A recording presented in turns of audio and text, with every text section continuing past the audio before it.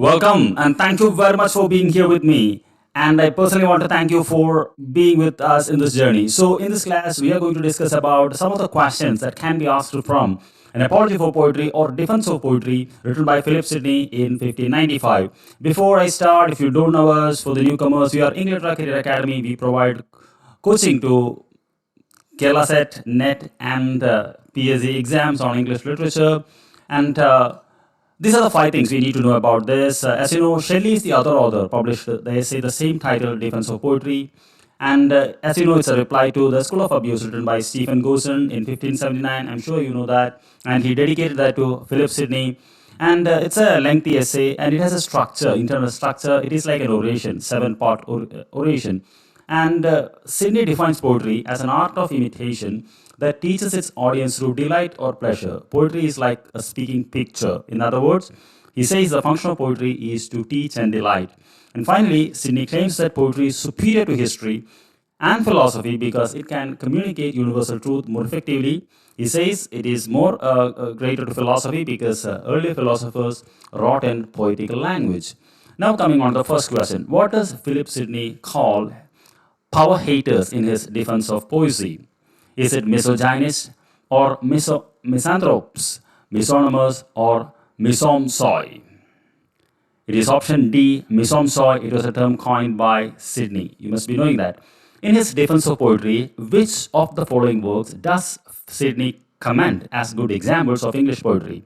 The four things are given: The Mirror of Magistrate, The Shepherd's Calendar, Lament for the Makers, Ballad of the Scottish King. You have to choose two. Are they 1 and 3, 1 and 4, 1 and 2, or 2 and 3? It is option C, 1 and 2. Coming on to the third question, as Sidney argues in A Defense of Poesy, which discipline is more useful and praiseworthy? Is it history or poetry? Option A, history being captivated to truth is more useful than poetry. B, poetry where a man can see virtue exalted and vice punished is more useful than history. C, history is more useful for poetry as an encouragement to unbridled wickedness, and or history and poetry are synonymous, and so both are. It is option B, poetry where a man can see virtue exalted and vice punished is more useful than history. Coming on the fourth one, in his defense of poetry, what is the best and most accomplished kind of poetry according to Sidney? Is it his heroical or epic poetry? Is it lyric poetry? Is it pastoral elegy or elegia poetry? It is option A, heroical and epic poetry.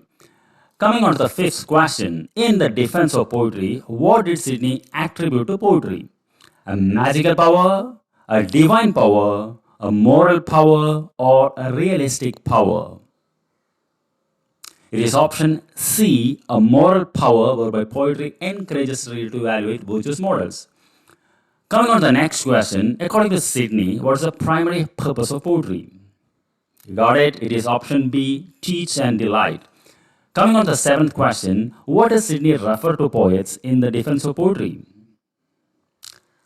If you have gone for option C, you are right. They are called as makers. And coming on to the last question, what literary device does Sidney use as an example to demonstrate the power of poetry? It is option A, metaphor. So I request you to read the summary once again if you haven't. And if you liked it, please do like. And if you haven't subscribed, subscribe to our channel. So thank you very much. I'll see you in the next class. Until then, take care. Bye-bye.